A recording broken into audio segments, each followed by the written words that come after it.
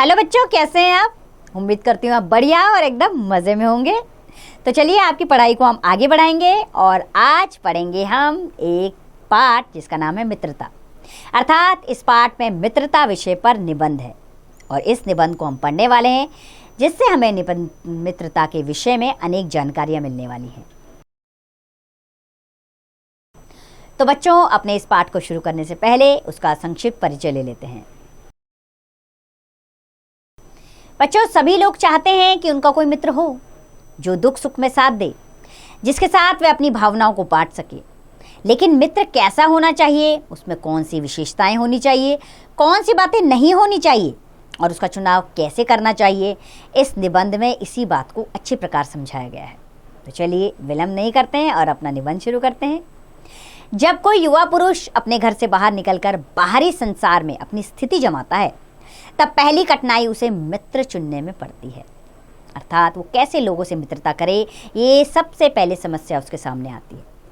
यदि उसकी स्थिति बिल्कुल एकांत और निराली नहीं रहती, एकांत यानी कि अकेली, तो उसकी जान पहचान के लोग धड़ाधड़ बढ़ते जाते हैं। धड़ाधड़ यानी कि बहुत जल्दी जल्दी, और थोड़े ही दिनों में वह कुछ लोगों से उसका हेलमेल हो जाता है। यही हेलमेल बढ़ते बढ़ते मित्रता के रूप में बदल जाता है। मित्रों के चुनाव की उपयुक्तता पर उसके जीवन की सफलता निर्भर हो जाती है।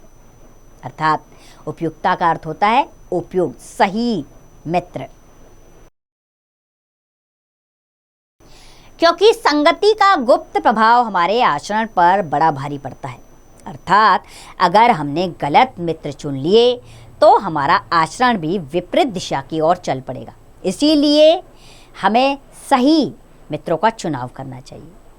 हम लोग ऐसे समय में समाज में प्रवेश करके अपना कार्य आरंभ करते हैं जब हमारा चित्त कोमल और हर तरह का संस्कार ग्रहण करने योग्य रहता है। हम लोग कच्ची मिट्टी की मूर्ति के समान रहते हैं, जिसे जो जिस रूप में चाहे उस रूप में ढाले, चाहे राक्षस बनाए चाहे देवता। ऐसे लोगों का साथ करना हमारे लिए बुरा है जो हमसे अधिक दृढ़ संकल्प के हैं, क्योंकि हमें उनकी हर बात बिना विरोध के मान लेनी पड़ती है। पर ऐसे लोगों का साथ करना और भी बुरा है जो हमारी ही बात को ऊपर रखते हैं। अर्थात दोनों तरह के मित्रों का चयन हमारे लिए मुश्किल है। जो ज़्यादा दृढ़ संकल्प है, जो हमसे बात मनवाते रहें, वो भी ठीक नहीं है, और जो हमारी ही बात मानते रहें, वो भी ठीक नहीं है। क्योंकि ऐसी दशा में हमारे ऊपर कोई नियंत्रण नहीं रहता। अर्थात हमें समझ में नहीं आता हमें क्या करना है। अर्थात हमें ऐसे मित्र की आवश्यकता है जो हमें उपाय बताए, राह बताए, ना कि अपनी बात हम पर थोपे या हमारी बात को मानता चला जाए। कैसे आश्चर्य की बात है कि लोग एक घोड़ा लेते हैं तो उसके 100 गुण दोष को परख लेते हैं, पर किसी को मित्र बनाने में उसके पूर्व आचरण और स्वभाव आदि का कुछ भी विचार और अनुसंधान नहीं करते। अर्थात मित्र बनाते हुए बिल्कुल नहीं सोचते कि वो कैसे विचार का, कैसे स्वभाव का है। तो बच्चों, सोचकर बताइए आपकी लेखक की दृष्टि में आश्चर्य की बात क्या है। बच्चों, लेखक ये बात सोचकर आश्चर्य में है कि लोग घोड़ा लेते समय तो उसके गुण दोष को परखते हैं, लेकिन मित्र बनाते समय उसके आचरण और स्वभाव के बारे में कोई भी जानकारी इकट्ठी नहीं करते। ये सोचकर लेखक आश्चर्य में है। जबकि हमें अपना मित्र बनाते समय सावधानी बरतनी चाहिए और सही मित्रों का चयन करना चाहिए, ताकि वे उसमें सब बातें अच्छी ही अच्छी मानकर अपना पूरा विश्वास जमा देते हैं। अर्थात ऐसे मित्रों से दूर रहना चाहिए जो अच्छी मिठास भरी बातें कर कर आपके अंदर जगह कर लेते हैं। हंसमुख चेहरा, बातचीत का ढंग, थोड़ी चतुराई या साहस, ये ही 2-4 बात किसी में देखकर लोग चटपट उसे अपना बना लेते हैं। हम लोग ये नहीं सोचते कि मित्रता का उद्देश्य क्या है, क्या जीवन के व्यवहार में उसका कुछ मूल्य भी है। यह बात हमें नहीं सूझती कि यह ऐसा साधन है जिससे आत्मशिक्षा का कार्य बहुत सुगम हो जाता है। सुगम यानी कि आसान। अर्थात आपके जीवन में अच्छा मित्र है तो आप शिक्षित हैं, अर्थात आप सही दिशा की ओर जा रहे हैं, शिक्षा की दिशा की ओर, आत्मचिंतन की ओर, अच्छे चरित्र की ओर। एक प्राचीन विद्वान का कथन है, विश्वास पात्र मित्र से बड़ी भारी रक्षा होती है। अर्थात एक मित्र अगर आपका विश्वास पात्र है तो वो बड़ा रक्षक हो सकता है आपके लिए। जिसे ऐसा मित्र मिल जाए उसे समझना चाहिए कि खजाना मिल गया।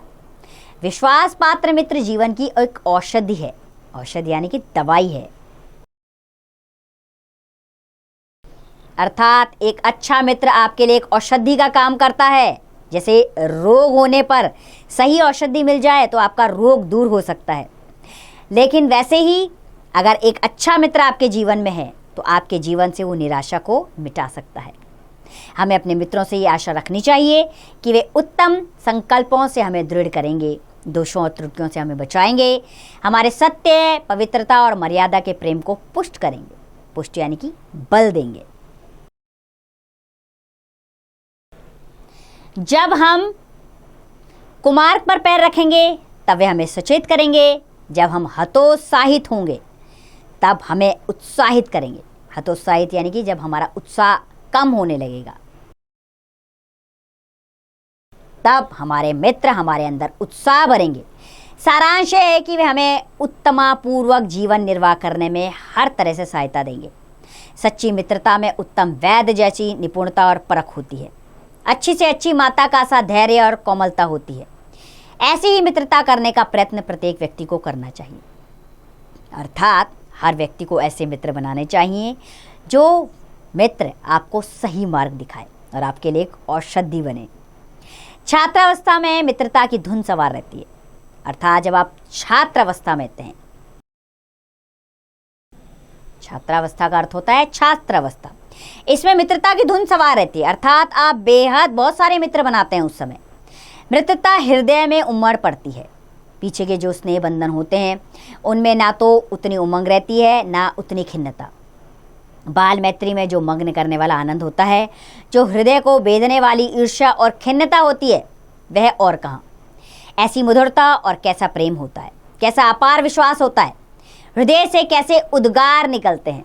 वर्तमान में कैसा आनंदमय दिखाई पड़ता है और भविष्य के संबंध में कैसी लुभावनी वाली कल्पनाएं मन में रहती हैं।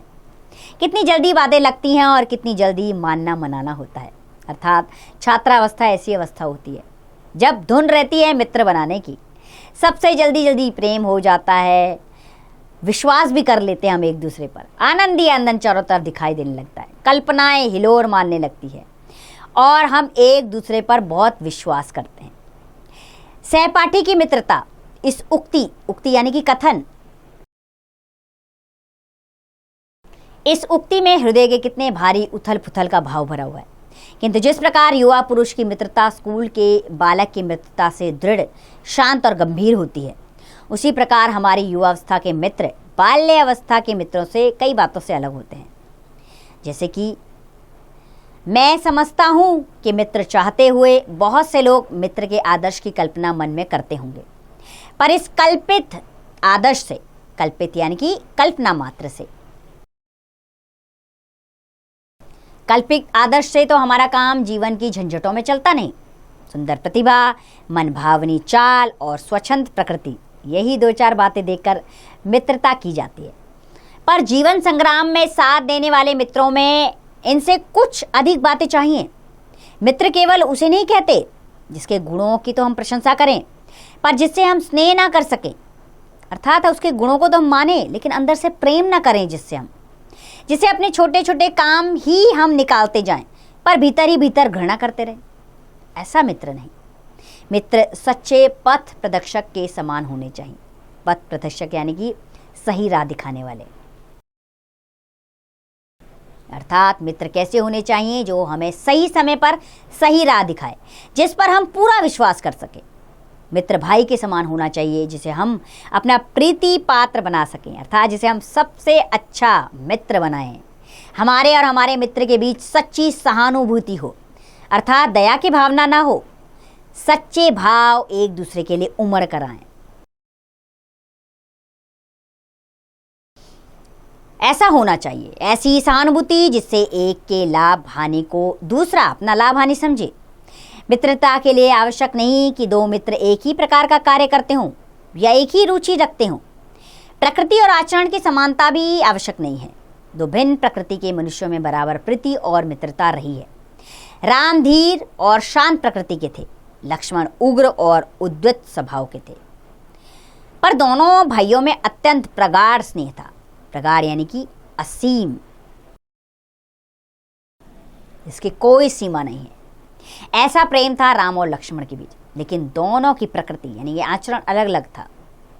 उन दोनों की मित्रता खूब निभी। भाई तो थे, साथ में बहुत अच्छे बंधु मित्र भी थे। यह कोई बात नहीं है कि एक ही स्वभाव और रुचि के लोगों में ही मित्रता हो सकती है। समाज में विभिन्नता देख के लोग एक दूसरे की ओर आकर्षित होते हैं। जो गुण हम में नहीं है, हम चाहते हैं कि कोई ऐसा मित्र मिले जिसमें वे गुण हों। चिंताशील मनुष्य प्रफुल्लित, प्रफुल्लित यानी कि खुश, प्रफुल्लित चित्त का साथ ढूंढता है। अर्थात जो चिंता में रहता है इंसान, वो हमेशा खुशनुमा लोगों की ओर मित्रता करने की ओर बढ़ता है। निर्बल बली का, धीर उत्साही का साथ चाहता है। उच्च आकांक्षा वाला चंद्रगुप्त युक्ति और उपाय के लिए चाणक्य का मुंह ताकता था। अकबर मन बहलाने के लिए बीरबल की ओर देखता था। मित्र का कर्तव्य इस प्रकार बताया गया है कि उच्च और महान कार्यों में इस प्रकार सहायता देना, मन बढ़ाना और साहस दिलाना कि तुम अपनी अपनी सामर्थ्य से बाहर काम कर जाओ। यह कर्तव्य उसी से पूरा होगा जो दृढ़चित्त और सत्य संकल्प का हो। इससे हमें ऐसे ही मित्रों की खोज में रहना चाहिए जिनसे हमसे अधिक आत्मबल हो। हमें उनका पल्ला उसी तरह पकड़ना चाहिए जिस तरह सुग्रीव ने राम का पल्ला पकड़ा था। मित्र हो तो प्रतिष्ठित और शुद्ध हृदय के हो, मृदुल और पुरुषार्थी हो। मृदुल यानी कि मधुर स्वभाव के, शिष्ट और सत्यनिष्ठ हो, अर्थात बहुत शालीन हो, सच बोलने वाले हों, जिससे हम अपने को उनके भरोसे पर छोड़ सकें और ये विश्वास कर सकें कि उनसे किसी प्रकार का धोखा न होगा। अर्थात जीवन में हमारे ऐसे मित्र होने चाहिए जो सत्य बोलें, हमें सही राह दिखाएं। उनकी बात अगर हम आंख बंद कर कर मान ले तो भी हमें भय ना हो, कोई धोखा ना मिले। जो बात ऊपर मित्रों के संबंध में कही गई है वही जान पहचान वालों के संबंध में भी ठीक है। जान पहचान के लोग ऐसे हों जिनसे हम कुछ लाभ उठा सकते हों, जो हमारे जीवन को उत्तम और आनंदमय बनाने में कुछ सहायता दे सकते हों। यद्यपि उतनी नहीं जितने गहरे मित्र दे सकते हैं। मनुष्य का जीवन थोड़ा है, उसमें खोने के लिए समय नहीं। यदि कुछ लोग हमारे लिए कुछ नहीं कर सकते, ना कोई बुद्धिमानी या विनोद की बातचीत कर सकते हैं, ना कोई अच्छी बात बतला सकते हैं, ना सहानुभूति द्वारा हमें ढांढस बना सकते हैं, ना हमारे आनंद में सम्मिलित हो सकते हैं। सम्मिलित यानी कि शामिल, ना हमें कर्तव्य का ध्यान दिला सकते हैं, तो ईश्वर हमें उनसे दूर ही रखे। अर्थात ऐसे इंसान जो कोई बुद्धिमानी की बात ना करे, हमें सहानुभूति ना दे सके, हमारे आनंद में शामिल ना हो सके, हमारे दुख में हमारे ना हो सके, तो ऐसे लोगों से भगवान हमें दूर रखे। आजकल जान पहचान बढ़ाना कोई बड़ी बात नहीं है। कोई भी युवा पुरुष अनेक ऐसे युवा पुरुषों को पा सकता है जो उसके साथ थिएटर देखने जाएंगे, नाक रंज में जाएंगे, सैर सपाटे में जाएंगे, भोजन का निमंत्रण स्वीकार करेंगे। यदि ऐसे जान पहचान के लोगों से कुछ हानि ना होगी तो लाभ भी ना होगा, पर यदि हानि होगी तो बड़ी भारी होगी। हमें ऐसे लोगों का साथ नहीं करना चाहिए। तो बच्चों सोचकर बताइए, हमें कैसे लोगों का साथ नहीं करना चाहिए। बच्चों, हमें ऐसे लोगों का साथ बिल्कुल नहीं करना चाहिए जिनके अंदर कोई बुद्धिमानी ना हो, जो हमारे आनंद में शामिल ना हो सके, हमारे दुख में हमारा साथ ना दे सके। ऐसे लोगों से हमें दूर रहना चाहिए। कुसंग का ज्वर, कुसंग यानी कि गलत संगति का बुखार। कुसंग का ज्वर सबसे भयानक होता है। ये केवल नीति और सद्वृत्ति का ही नाश नहीं करता, बल्कि बुद्धि का भी क्षय करता है। किसी युवा पुरुष की संगति यदि बुरी होगी तो वह उसके पैरों में बंधी चक्की के समान होगी, जो उसे दिन रात अवनति के गड्ढे में गिराती जाएगी। और यदि अच्छी होगी तो सहारा देने वाली बाहु के समान होगी, जिसे निरंतर उन्नति की ओर उठाती जाएगी। अर्थात अगर आपने गलत मित्र चुन लिया तो वो आपको गर्द में ले जाएगा, गलत जगह ले जाएगा, आपके जीवन का नाश कर देगा। लेकिन विपरीत, अगर आपने अच्छे लोगों की संगति की तो आप सफलता के शिखर पर पहुंच जाएंगे। बहुत से लोग ऐसे होते हैं जिनके घड़ी भर के साथ से ही बुद्धि भ्रष्ट हो जाती है, क्योंकि उनके ही बीच में ऐसी ऐसी बातें कही जाती हैं जो कानों में ना पड़ती चाहिए। चित्त पर ऐसे प्रभाव पड़ते हैं जिनसे उसकी पवित्रता का नाश होता है। बुराई अटल भाव धारण करके बैठती है। बुरी बातें हमारी धारणा में बहुत दिनों तक टिकती है। इस बात को प्राय सभी जानते हैं कि भद्दे व फूहड़ गीत जितनी जल्दी ध्यान पर चढ़ते हैं उतनी जल्दी कोई गंभीर या अच्छी बात नहीं। जिन भावनाओं को हम दूर रखना चाहते हैं, जिन बातों को हम याद करना नहीं चाहते, वे बार बार हृदय में उड़ती है और बेधती है। बेधती यानी कि छुपती है। अतः तुम पूरी चौकसी रखो। ऐसे लोगों को साथी ना बनाओ जो अश्लील, अपवित्र और फूहड़ बातों से तुम्हें हंसाना चाहें। सावधान रहो, ऐसा ना हो कि पहले पहल तुम इसे एक बहुत सामान्य बात समझो और सोचो कि एक बार ऐसा हुआ फिर ऐसा ना होगा। अर्थात ये मत समझना कि उस व्यक्ति से एक बार गलती हो गई दोबारा नहीं होगी। क्या पता उस इंसान का चरित्र ही ऐसा हो, अथवा तुम्हारे चरित्र बल का ऐसा प्रभाव पड़ेगा कि ऐसी बातें बकने वाले आगे चलकर आप सुधर जाएंगे। नहीं, ऐसा नहीं होगा। जब एक बार मनुष्य अपना पैर कीचड़ में डाल देता है तब फिर यह नहीं देखता कि वह कहाँ और कैसी जगह पैर रखता है। धीरे धीरे उन बुरी बातों में अभ्यस्त यानी कि आदी होना, अभ्यस्त होते होते तुम्हारी घृणा कम हो जाएगी। अर्थात धीरे धीरे तुम उसके मित्र बनते चले जाओगे। एक गलत इंसान के पीछे तुम्हें उनसे चिढ़ ना मालूम होगी, क्योंकि तुम यह सोचने लगोगे कि चिढ़ने की बात ही क्या है। तुम्हारा विवेक कुंठित हो जाएगा, अर्थात तुम्हारा विवेक काम करना बंद कर देगा और तुम्हें भले बुरे की पहचान ना रह जाएगी। अंत में होते होते तुम भी बुराई के भक्त बन जाओगे। अतः हृदय को उज्जवल और निष्कलंक रखने का सबसे अच्छा उपाय यही है कि बुरी संगति की छूट से बचो। यह एक पुरानी कहावत है कि जैसे काजल की कोठरी में कैसो ही सिहान हो जाए, एक लीक कागज की लागियो पे लागियो। अर्थात आप काजल की कोठरी में जा रहे हैं, प्रवेश कर रहे हैं, कितना भी बचने की कोशिश करें लेकिन कागज की कालिक आप पर थोड़ी सही लेकिन लग जरूर जाएगी। ये कहावत बिल्कुल उचित साबित होती है। आप जैसी संगति करेंगे वैसा जीवन में बन जाएंगे। तो बच्चों, इस निबंध को लिखने वाले हैं रामचंद्र शुक्ल, लेखक हैं इस पाठ के। आइए उनके बारे में भी जान लें। बच्चों, रामचंद्र शुक्ल का जन्म 4 अक्टूबर 1884 को उत्तर प्रदेश में बस्ती जिले के अगोना ग्राम में हुआ था। उन्हें हिंदी का सर्वश्रेष्ठ आलोचक और हिंदी साहित्य के इतिहास का लेखक माना जाता है। उनके निबंध में विषय का विवेचन बहुत सुंदर ढंग से तार्किक शैली में किया गया है। उनकी रचनाओं में हिंदी साहित्य का इतिहास, चिंतामणि, गोस्वामी तुलसीदास आदि उल्लेखनीय है।